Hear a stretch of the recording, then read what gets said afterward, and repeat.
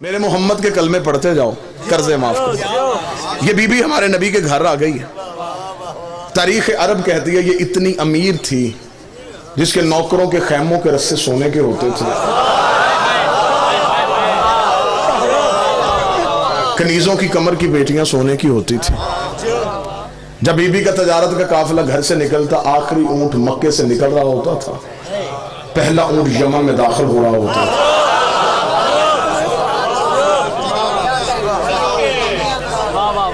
یہ ہمارے نبی کی وہ بیوی ہے جس نے اسلام سے لیا نہیں،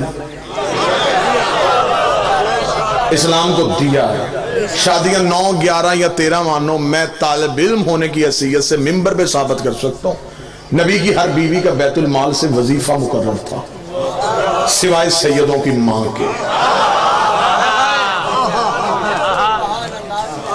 اور یہی وجہ ہے، میری جسارت ہے کہ میں اتنے بہترین علماء کرام کے سامنے یہ لفظ کہہ رہا ہوں۔ جناب سیدہ نے جب دربار خلافت میں خطبہ دیا تھا تو خطبہ میں ایک لفظ بی بی نے کہا تھا۔ جب میں نے بی بی کا مقدمہ پڑھا تو مجھے اس لفظ پہ اپنی جان سے زیادہ پیار آیا۔ شہزادی نے دربار میں کھڑے ہو کے کہا، چل چھوڑ تو وراثت، چل چھوڑ تو میرے بابے کا حق، میں بطول تجھے کہہ رہی ہوں، میری ماں کا قرضہ مجھے واپس کر۔ جو بندہ بول سکتا وہ بولے، جو حق سیدات سننے کے لیے آج تک اسلام، بسم اللہ صلی، میری ماں کا قرض مجھے واپس کر۔ صدق کی صورت میں آج تک مسلمان مقروض ہے سیدوں کا۔ خمس دینا تمہارا سید پہ احسان نہیں۔ آج تک جو بھی زمین دانا دے رہی ہے یہ سیدوں کا صدقہ ہے، سادات کا قرض ہے جو ہم کھا رہے ہیں۔ یہ بی بی نبی کے گھر آ گئی۔ اس شہزادی کی کہانی یہ ہے، تاریخ یہ کہتی ہے کہ جب بی بی کا تجارت کا قافلہ گھر سے نکلتا نا جی، کیونکہ بہت وسیع تجارت تھی، اور جناب خدیجہ کے والد خویلد یہ بھی عرب کے امراء میں سے تھے، بہت امیر تھے۔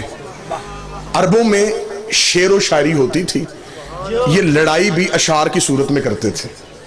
علی رضا بھائی، جب یہ بی بی ہمارے نبی کے گھر آ گئی ہے تو قریش کی عورتیں بی بی کے گھر آئیں اور انہوں نے آ کے عربی میں ایک شعر پڑھا اور شعر میں تانا دیا بی بی کو۔ انہوں نے کہا، خدیجہ باپ تیرا خویلد اتنا امیر تھا کہ اس کے سر کا شملہ عرش کو چھوتا تھا، اور تو یتیم عبداللہ کے گھر کنیز بن کے آ گئی ہے۔ بی بی کو تانا دیا کہ باپ تیرا اتنا امیر تھا کہ اس کے سر کا شملہ عرش کو چھوتا تھا، اور تو یتیم عبداللہ کے گھر کنیز بن کے آئی ہے۔ بی بی نے باپ کا رتبہ بھی کم نہیں ہونے دیا اور شوہر کی عزت بھی بتا دی۔ بی بی نے کہا، باپ میرا اتنا امیر تھا کہ اس کے سر کا شملہ عرش کو چھوتا تھا، جس کی نکرانی بن کے آئی ہوں، اس کے جوتے عرش کو چھوتے، اس کی نعلین عرش کو چھوتے۔ یہ بی بی ہماری نبی۔ جب بی بی کا تجارت کا قافلہ گھر سے نکلتا تو عرب کے چور، اچکے، لٹیرے، ڈاکو، ڈکیت رستے میں کھڑے ہو کے بی بی کے تجارت کے سامان میں سے مال چوری کر لیتے۔ یہ عربوں کی تہذیب تھی، عرب کا کلچر تھا۔ رات کے چور دن کے چودھری ہوتے تھے۔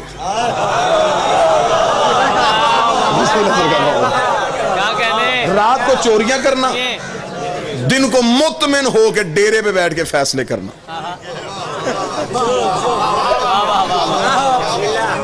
بی بی کا تجارت کا قافلہ آتا، یہ سامان چوری کر لیتے، ایک قافلہ لٹا، دوسرا قافلہ لٹا، تیسرا قافلہ لٹا۔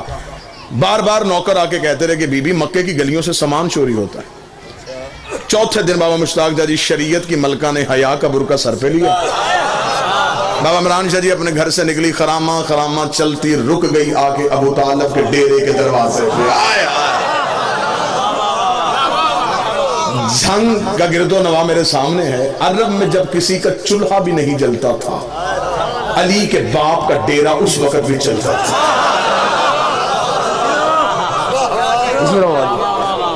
عرب کے فیصلے سیدوں کے ڈیرے پہ ہوتے تھے۔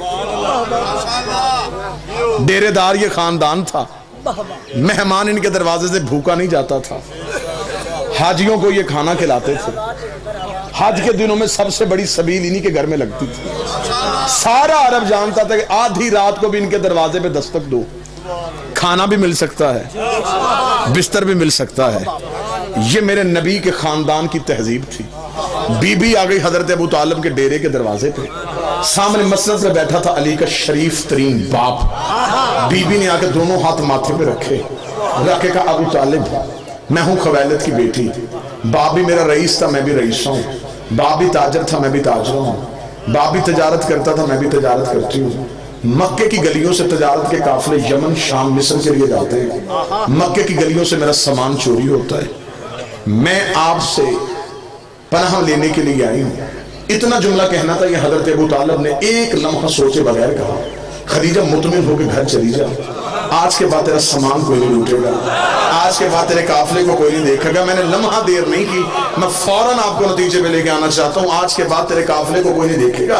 बीबी खदीजा मुतमिन होकर पीछे हटने लगी। बीबी खदीजा का नौकर आगे बढ़ा, उसका बीबी इसने कह दिया है जा तू भी रही है, इससे पूछ तो सही, तरीका तो पूछ, ये करेगा क्या? मुहाफिज भेजेगा, रास्ता तब्दील करवाएगा, रास्ते में बंदे खड़े करेगा, ये करेगा क्या? बीबी खदीजा ने नौकर के मुंह पे हाथ रखा, शर्म कर, बड़े बड़े घरों में छोटी छोटी बातें नहीं किया करते, बड़े बड़े घरों में छोटे छोटे सवाल नहीं किया करते। उसका बीबी तू इतनी मुतमिन होके क्यों जा रही है? बीबी ने कहा तुझे नहीं पता, ये जो कह देते हैं वो हो जाता। इस घर के बच्चे भी झूठ नहीं बोलते, इस घर के बच्चे भी झूठ नहीं बोलते। और उस घर का बड़ा कह रहा कोई नहीं लूटेगा, तो फिर कोई भी नहीं लूटेगा।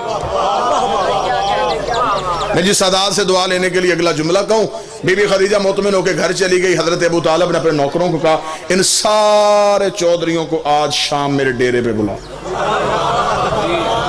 सारे इकट्ठे हो गए, अबू तालिब के डेरे पे आ गए।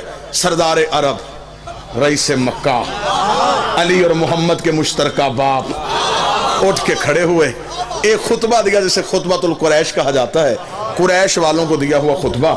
हजरत अबू तालिब ने सबको अपने डेरे पे बुलाया। डेरेदार बंदे का असूल होता है, ये चोर को भी डेरे पे बुला के सीधा चोर नहीं कहता, निशानियां ऐसी बताता है, वो खुद शर्मिंदा हो के कह देता जी गलती मुझी से हुई है। जिसने जमाने को तहजीब सिखाई थी, उस हजरत अबू तालिब ने अपने डेरे पे सबको बुलाया।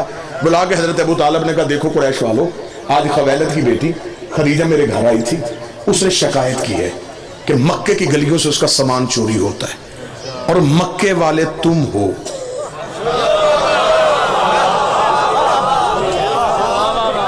लिहाजा मैं ये नहीं कहूंगा कि कौन चोरी करता है, मैं सिर्फ तुम्हें ये समझाना चाहता हूं, आइंदा से काफिला ना लूटना। बाबा जी, ये मैं हाथ बांध के कहने लगा हूं, जितने भी जाकरीन वाइजीन मिंबर पे बैठे, आखिरी बंदे तक, ये जुमला मेरा नहीं, जुमला है हजरत इमरान का, जिसका बेटा बोले तो नहजुल बलागा बने, वो बाप कितना फसीहो बलीग होगा। हजरत अबू तालिब का जुमला मेरी पूरी जिंदगी की खताबत पलड़े पे रखी जाए, ये जुमला फिर भी वजनी है। हजरत अबू तालिब का मैं तुम्हें घर बुला के सिर्फ इतना समझाना चाहता हूं, औरत के काफिले लूटना कोई मर्दानगी नहीं है। हाय हाय हाय, औरत के काफिले लूटना कोई मर्दानगी नहीं, ये कोई तरीका है? वो पर्दादार मस्तूर है, तुम उसका सामान चोरी करो। बिस्मिल्लाह सरकार। इतना जुमला कह रहा था, यहाँ एक बंदा उठ के खड़ा हो गया, उसने कहा, अबू तालिब तेरे मशवरे का शुक्रिया, लेकिन पहले यह बता कि हम करें तो करें क्या? अरब में कारोबार क्या है? पत्थर बेचें? सिवाय पहाड़ों के यहां पे है क्या मक्के में? न सनत न ज़रात, छोटे छोटे हमारे कबीले हैं, इतने दूर दूर के मुल्क हैं तजारत के लिए। अगर वहां तक तजारत के लिए जाएं तो जितना रस्ते में खर्चा है उसी में तो हमारा माल चला जाएगा। अब मेरी कौम के नौजवान सर उठाना, हज़रत अबू तालिब ने कहा, तुमने मुझे पहले क्यों नहीं बताया कि तुम्हारे पास करने के लिए कारोबार कोई नहीं? इल्म मुआशियात का, इल्म इक्तिसादियात का, इल्म अकाउंट्स का सबसे पहला कानून अली के बाप ने बनाया था। आज तक दुनिया का इस्लामिक बैंकिंग निजाम अबू तालिब के बनाए कानून पे चल रहा है। हज़रत अबू तालिब ने कहा, तुमने मुझे पहले क्यों नहीं कहा तुम्हारे पास करने के लिए कुछ नहीं? जाओ मैं तुम्हें मशवरा देता हूँ, जिसके घर एक ऊंट है एक ऊंट ले आए, जिसके घर एक घोड़ा है घोड़ा ले आए, जिसके घर एक बकरी है एक बकरी ले आए, जिसके घर कुछ भी नहीं एक मुठ जौ की लाके खदीजा के तजारत के एक सामान में रख दो, जब तजारत का काफिला वापस आए, जिसका एक ऊंट है दो ले लेना, जिसके दो ऊंट है 4 ले लेना। जितना दोगे घर बैठे उतना मुनाफा मिलेगा। اب گئے گھروں میں جو تھا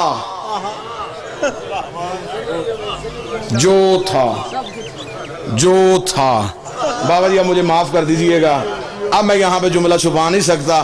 اب طریق نے یہاں پہ ڈنڈی ماری ہے. مورخ نے اسلامیات اور دینیات میں لکھا ہے فلاں بندہ اپنے گھر میں گیا، اس نے دیواروں پہ ہاتھ مارے، سوئی بھی نہ چھوڑی، سب کچھ اللہ کی راہ میں دے دیا. اس نے اتنے اونٹ اللہ کی راہ میں دے دیے، اس نے اتنے کنویں اللہ کی راہ میں دے دیے. قرآن منبر پہ لے کے آؤ، میں قرآن سر پہ رکھ کے طریق کا ضامن ہو کے اعلان کرنے کے لیے تیار ہوں. کسی نے بھی اللہ کی راہ میں نہیں دیا تھا، جس نے بھی دیا ڈبل کروانے کے چکر میں دیا، دگنا کروانے کے چکر. اگر کسی نے اللہ کی راہ میں دیا ہوتا تو خدا قرآن میں ذکر کر دیتا. نہ میں دلیل دیتا ہوں، پریشان نہ ہوں گے آپ، میں دلیل دیتا ہوں. اگر کوئی اللہ کی راہ میں دیتا، خدا قرآن میں آیت بھیجتا، جنہوں نے دیا ان کی روٹیوں کا بھی ہے، جنہوں نے نہیں دیا ان کے اونٹا بھی کوئی نہیں. اب گئے جو تھا لا کے حضرت ابو طالب کے. شاید میں اسی موڑ پہ بات ختم کر دوں. بڑا بہترین، بڑا لطیف سا خطابت کا ایک نقطہ آپ گیا. بابا جی اب گئے جو تھا لا کے حضرت ابو طالب کے صحن میں رکھا. کہنے لگا ابو طالب ہم نہیں جانتے وہ کون ہے، سامان دیا تجھے، دگنا لینا ہے تیرے گھر سے آگے. حضرت ابو طالب کا سامان یہاں رکھو، چلے جاؤ. جب تجارت کا قافلہ واپس ہے ادھر نہیں جانا، ادھر آنا، میں تمہیں یہ مال دگنا کر دوں گا. اب سامان رکھ کے چلے گئے. ایک بندہ بھی خاموش رہ گیا تو میں سمجھوں گا کہ میری محنت ضائع ہو گئی. سامان رکھ کے چلے گئے. حضرت ابو طالب نے مسکراتے ہوئے اپنے نوکر کو کہا، خدیجہ کے نوکروں کو بلا. بیوی خدیجہ کے نوکر آئے. حضرت ابو طالب کا سامان پورا کرو، یہی چوری ہوا تھا. ہائے ہائے ہائے ہائے ہائے ہائے، سامان پورا کرو.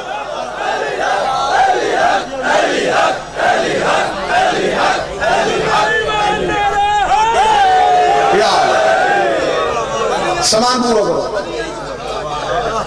بابا مشتاق شاہ جی تاریخ اسلام کی یہ پہلی ریکوری ہے جو پوری ہوئی ہے. چور اپنے ہاتھوں سے سامان مالک کے گھر چھوڑ کے چلے گئے. بی بی خدیجہ کے نوکر پریشان ہو گئے. انہوں نے کہا کل ابھی ہم نے شکایت کی ہے، آج سامان مل گیا، یہ کہاں سے ملا ہے، یہ کہاں سے آیا؟ حضرت ابو طالب نے کہا اب سنیے، اگر لفظ ہی ہوتے ہیں خطابت میں، ہمارے پاس نہ سر ہے، نہ تال ہے، نہ سوزی ہیں، نہ کتابیں. ہم مسکینوں کے پاس لفظ ہی ہوتے ہیں، لفظ ہی آپ نے تولنے ہوتے ہیں. حضرت ابو طالب کو بی بی خدیجہ کے نوکروں نے کہا سردار یہ کہاں سے ملا؟ ابو طالب نے یہ کہاں چھوڑو، کہاں سے ملا؟ مال اٹھاؤ، خدیجہ کو جا کے دو، اور اس سے کہنا کہ ابو طالب کہتا ہے جب تجارت کا قافلہ واپس آئے نا، اس مال کا کوئی صدقہ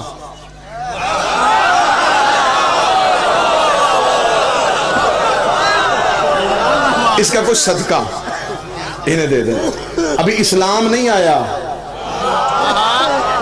اسلام کی زمین زرخیز ہو گئے. جو بندے چپ کر کے بیٹھے ہیں، میں کتاب کا حوالہ دوں، صحیح بخاری میں لکھا ہے کہ جب غزوہ خیبر کے بعد، جب خیبر کے بعد مسلمانوں کا مال مدینے میں آیا، صحیح بخاری میں لکھا کہ اس دن مدینے کی گلیوں میں مسلمانوں کے بچے سونے کی ڈلیوں سے گئے ہوئے تھے. اس دن مسلمان دکانوں پہ جا کے اپنے پرانے کھاتے کھلوا کے اپنے قرضے واپس کر رہے تھے. اس دن اسلام امیر ہو گیا تھا. ایک ایک صحابی کے حصے میں صحیح بخاری کہتی ایک ایک کنتار سونا آیا تھا. کنتار کسے کہتے ہیں؟ ایک اونٹ کی کھال میں جتنا سونا آ جائے وہ ایک ایک صحابی لے کے اپنے گھر آیا تھا. اور اسی طریقے سے مسلم اشکات میں لکھ دیا گیا کہ جب میرے مولا علی گھر میں آئے تو ہاتھ میں خون سے بھری تلوار تھی. سیدہ اپنے مقام سے اٹھی، امتحاناً دے کے کہتی ہیں یا علی میں نے بوزر و کمبر سے سنا ہے آج اسلام امیر ہو گیا ہے، آج مسلمانوں کے بچے سونے کی ڈلیوں سے کھیل رہے ہیں، اور یہ بھی میں نے سنا ہے مذہب کو بھی آپ نے قتل کیا ہے، قلعہ قموس پہ علم بھی آپ نے گاڑا ہے، یا علی فتح بھی تیرے صدقے سے ہوئی ہے. آپ کا کوئی مال پیچھے آ رہا ہے، آپ کا کوئی سونا پیچھے آ رہا ہے. علی مسکرا کر میرے آقا کی بیٹی، میرے مولا کی بیٹی، تجھے نہیں پتا وہ صدقہ تھا، ہم سید ہیں، وہ صدقہ تھا، ہم سید ہیں. صدقہ کھانے والا سید نہیں ہوتا، اور جو سید صدقہ کھا لے پھر اسے علی ولی اللہ سمجھ میں نہیں آتا.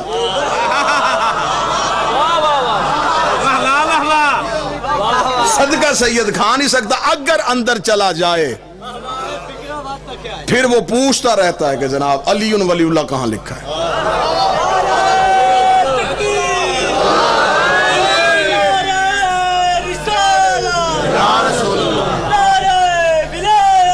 علیہ نہیں گفتگو کا تمام اس مال کا کچھ صدقہ نہیں دے. چلے گئے بی بی خدیجہ کے نوکر جا کے بی بی کو خبر دی کہ بی بی سامان تو سارا مل گیا. بی بی کا سامان سارا مل گیا. پھر کہنے کہ وہ ابو طالب نے کہا ہے کہ اس مال کا کچھ صدقہ. تاریخ کہتی ہے کہ جب تجارت کا قافلہ واپس آئے 80,000 طلائی سونے کے دینار بی بی خدیجہ کو پہلے سے زیادہ منافع ہوا، کیونکہ اگلی رات جب تجارت کا قافلہ گھر سے نکلا چور محافظ بن گئے تھے. 80,000 طلائی دینار پہلے سے زیادہ منافع ہوا. 80,000 طلائی دینار کو یوں اپنی چادر میں لے کے اب پھر میں لفظ قیمتی کہنے لگا ہوں، کوئی منت نہیں، جو بول پڑے گا نوکر پہ احسان کرے گا.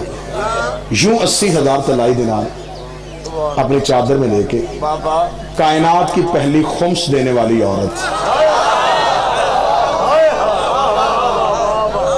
سیدوں کے گھر حق دے کے گئی. یوں آ کے مار رکھا. حضرت ابو طالب نے 80,000 طلائی دینار دیکھے. دور کون تھا جب لوگ ایک وقت کی روٹی کو ترستے تھے. حضرت ابو طالب نے کہا خدیجہ یہ کیا؟ فرمایا یہ سب کچھ آپ کی ذہانت کی وجہ سے ہوا ہے، یہ آپ کا حصہ ہے، میں آپ کو دینے آئی. حضرت ابو طالب مسکرا کے کہا خدیجہ تجھے نہیں کسی نے بتایا کہ ہم اجرت لے کے احسان نہیں کرتے؟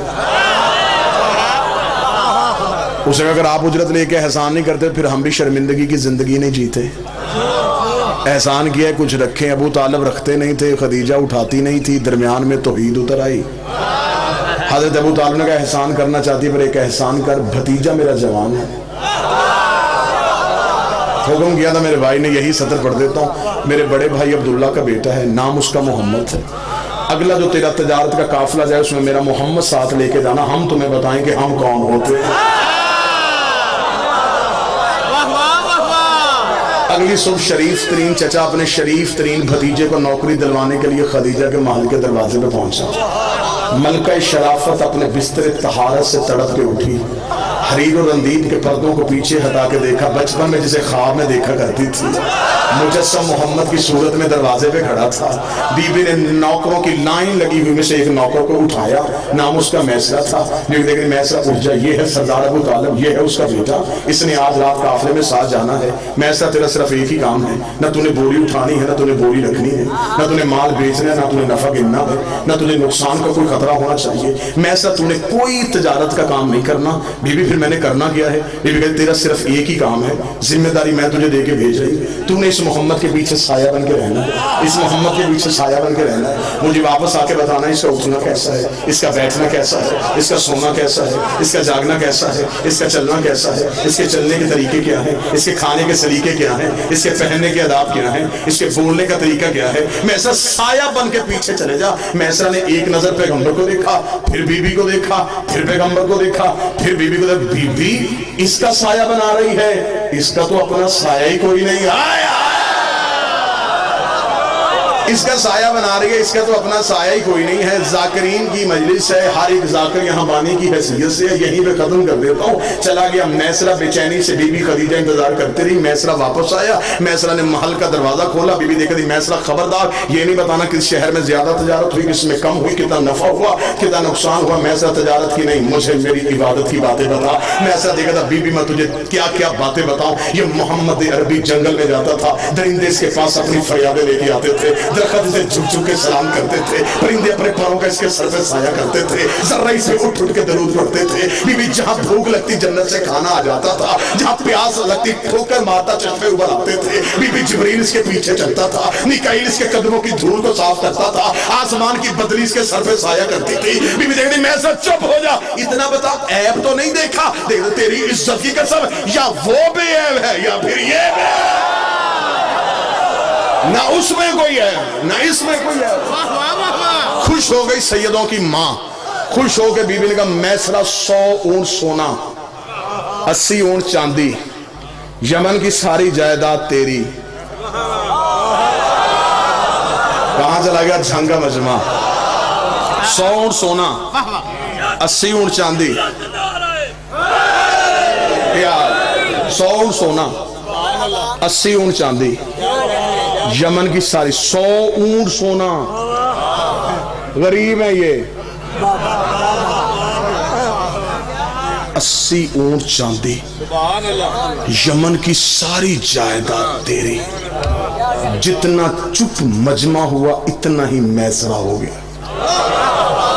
اس نے کہا 100 اونٹ سونا, 80 اونٹ چاندی, یمن کی ساری جائیداد. بی بی کیوں؟ فرمایا تو تجارت کر کے آیا تو میں بھی تجارت کر رہی ہوں. مجھ سے تجارت کر رہی بیٹی, ہاں تجارت ہے. 100 اونٹ سونا تو رکھ لے, 80 اونٹ چاندی تو لے لے, یمن کی ساری جائیداد تیرے نام کر دیتی ہوں. کام صرف اتنا کر, میری شادی کا پیغام لے کے ابو طالب کے گھر چلے جا. ہائے ہائے ہائے ہائے, میری شادی کا پیغام لے کے ابو طالب کے گھر چلے جا. میں ایسا دیکھ کر بی بی 100 اونٹ سونا 80 اونٹ چاندی یمن کی ساری جائیداد. نہ بی بی تیرا کام مشکل ہے, تیری اجرت تھوڑی ہے. تیرا کام مشکل ہے, تیری اجرت تھوڑی ہے. بی بی کہتی آخر تو نے نوکر ہو کے اپنی اوقات دکھا دی, منہ سے بول تجھے کیا چاہیے, میں محمد کی جوتی سے وار کے تجھے دے دیتی ہوں. میں ایسا دیکھ رہا اپنا سونا تو رکھ, تیری چاندی تجھے نصیب ہو, تیری جائیداد تجھے مبارک ہو. پیغام لے کے چلا میں جاتا ہوں. اگر محمد تیرے مقدر کا مالک بن گیا پھر مجھے اتنا یقین ہے جنت تیری اولاد کی محبت کا نام. مجھے کیا ضرورت ہے میں سونا لوں, مجھے کیا ضرورت ہے میں چاندی لوں. وعدہ کر بی بی جنت کا. بس بس ختم کیجیے گا.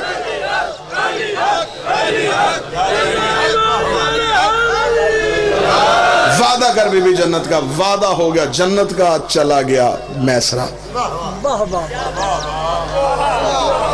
اب یہاں میں چند بندوں کے ذہن پہ سوال آ گیا, وہ خطیب ہی کیا جو مجلس پڑھے اور چہرے نہ پڑھے. جی پیغام بی بی نے بھیجا. ہاں ہاں بی بی نے بھیجا. اگر پیغام نبی بھیجتے آج مولوی بھونک دیتا. مالدار جو تھی,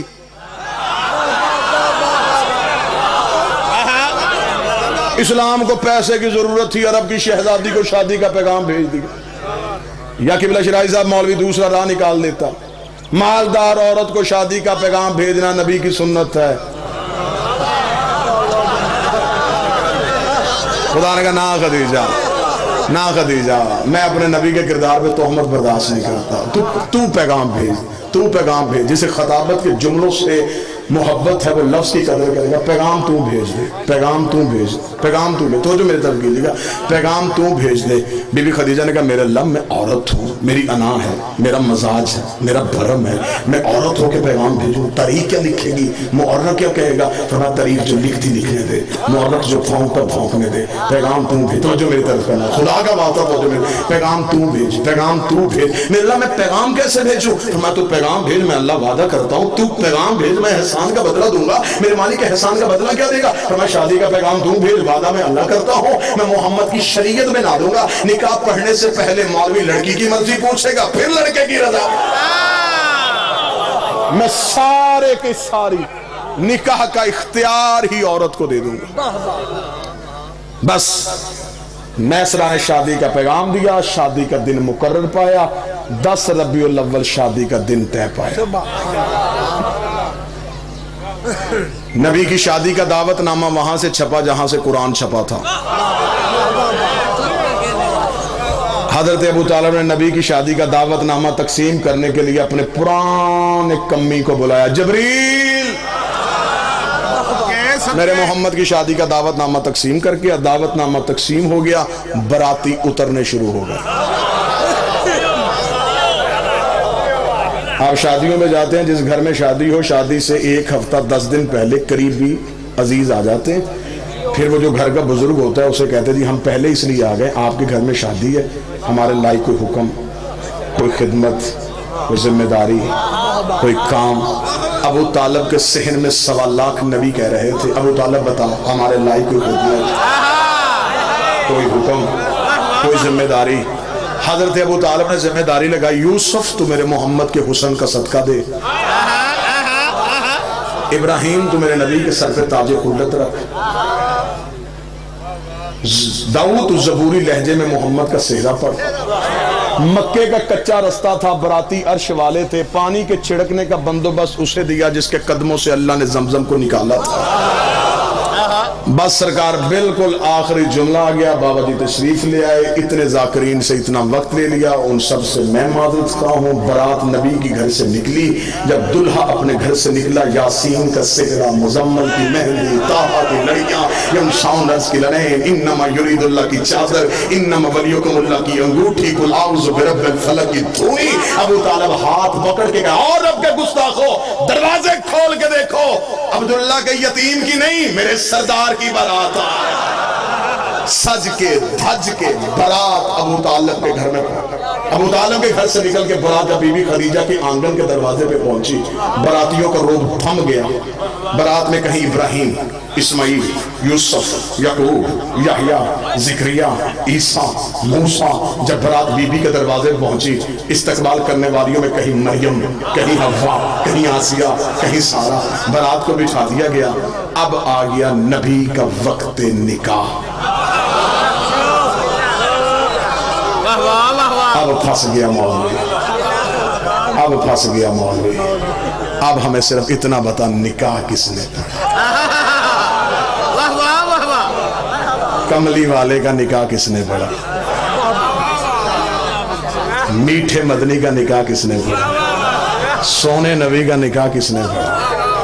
کیونکہ جس وقت نکاح ہو رہا ہے اس وقت کسی کا باپ بھی مسلمان نہیں تھا، تو مرضی کا نام فٹ کر لیتا، لیکن ان میں سے کوئی بھی نہیں تھا، وہ بہت بعد میں آئے ہیں۔ 3 کتابوں کے حوالے، 1 2 3 4 5 6 ویڈیو کیمرے کی موجودگی میں 3 کتابوں کے حوالے۔ تاریخ طبری 1، سیرت ہشام 2، سیرت حلبیہ 3، تینوں کتابیں اہل سنت بھائیوں کی، تینوں کتابیں برادران اہل سنت کی۔ تینوں کتابوں میں لکھا ہے کہ حضرت ابو طالب نبی اور بی بی خدیجہ کے درمیان بیٹھ کے حضرت ابو طالب نے کہا، الحمدللہ الذی جعلنا من ذریۃ ابراہیم و نسل اسماعیل و احکام للناس و ابن الصفا و ابن مروہ و ختم النبیین من راسہ، ھذا اخی محمد ابن عبداللہ ھذا شرفا و نبلا و فضلا کثیرا۔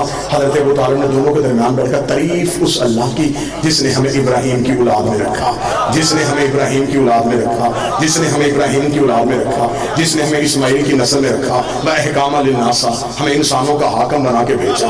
اللہ نے ہمارے سروں پہ تاج نبوت کو سجایا ہوا ہے، کعبے کی چابی ہمارے گھر پڑی ہے، حاجیوں کا کھانا ہم کھلاتے ہیں، اور یہ میرے بڑے بھائی عبداللہ کا بیٹا محمد ہے، ھذا شرف و نبلا و فضل کثیرا۔ پورے عرب میں اس سے بڑا شریف کوئی نہیں ہے، پورے عرب میں اس کی فضیلت کا ثانی کوئی نہیں ہے۔ میں اسے ساتھ لے کے تمہارے قبیلے کی باعزت محترمہ مکرمہ بی بی خدیجہ سے اس کا نکاح کروانے کے لیے آیا ہوں۔ یہ جملہ کہنے کے بعد حضرت ابو طالب اپنے مقام سے اٹھ کے کھڑے ہوئے، بی بی خدیجہ کے پورے خاندان کی آنکھوں میں آنکھیں ڈال کے حضرت ابو طالب نے کہا، اے خاندان خویلد، حق مہر تم بتاؤ، رقم میں ادا کر دیتا ہوں، حق مہر تم بتاؤ، رقم میں ادا کرتا ہوں۔ آؤ حضرت ابو طالب سے پوچھے، مولا کس خاندان سے کہہ رہا ہے جن کے رستے میں ایرانی کلیر بچتے ہیں، جن کے نوکروں کے خیموں کے رستے سونے کے ہوتے ہیں؟ مولا زمینیں مانگ لی کہاں سے دے گا، آسمان مانگ لیا کہاں سے دے گا؟ ابو طالب کا گستاخ نہ بن، اللہ نے کائنات میں وہ چیز پیدا ہی نہیں کی جس میں میرے علی کی حکومت